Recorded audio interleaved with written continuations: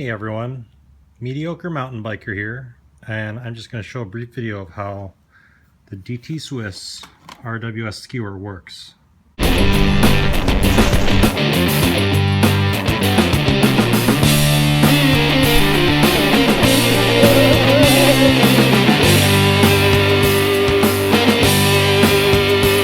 Before I bought this, I was trying to look up how it worked and wasn't quite sure what actually is the ratcheting.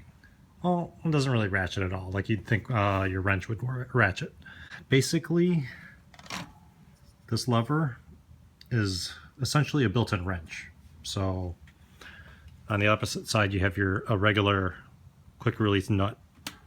So in order to tighten this, you just keep twisting this and it'll get progressively tighter, and then at some point, maybe that's the tightest you'll want it to go, but you don't want your handle here.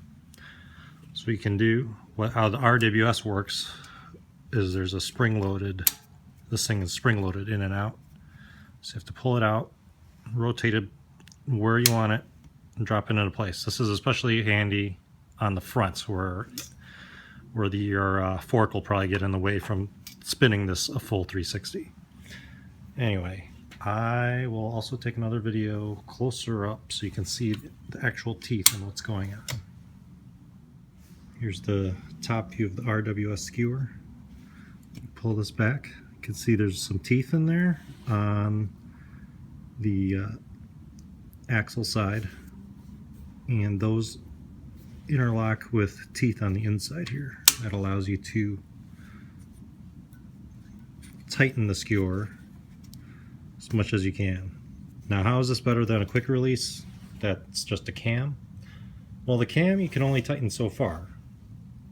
Pretty much, if you've ever experienced it, you try and crank the nut down as hard as you can on the other side, and then you can't quite flip the lever on the cam completely closed because it's too tight. This just allows, like I said, it's like a built-in wrench. It just allows you to torque that thing as much as you're comfortable with. So when I originally recorded this, my plan was to have this time lapse of me, setting my wheel, adjusting the chain tension, have that all at the end, and time lapse. Well, things didn't go as planned. So I said, tighten the skewer as much as you feel comfortable.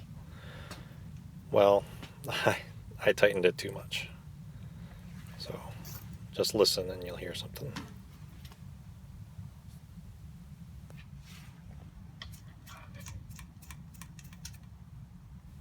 So that popping sound was the sound of the threads being pulled out of the skewer nut on the opposite side. That's why I won't tighten anymore. So I took this apart, and it looks like a little spring, but that's actually the threads ripped out of the skewer nut. I was able to use a skewer nut from another set to get me riding that day, but don't over tighten these things, guys. They're a little bit fragile. So thanks for watching, and let's go ride some bikes.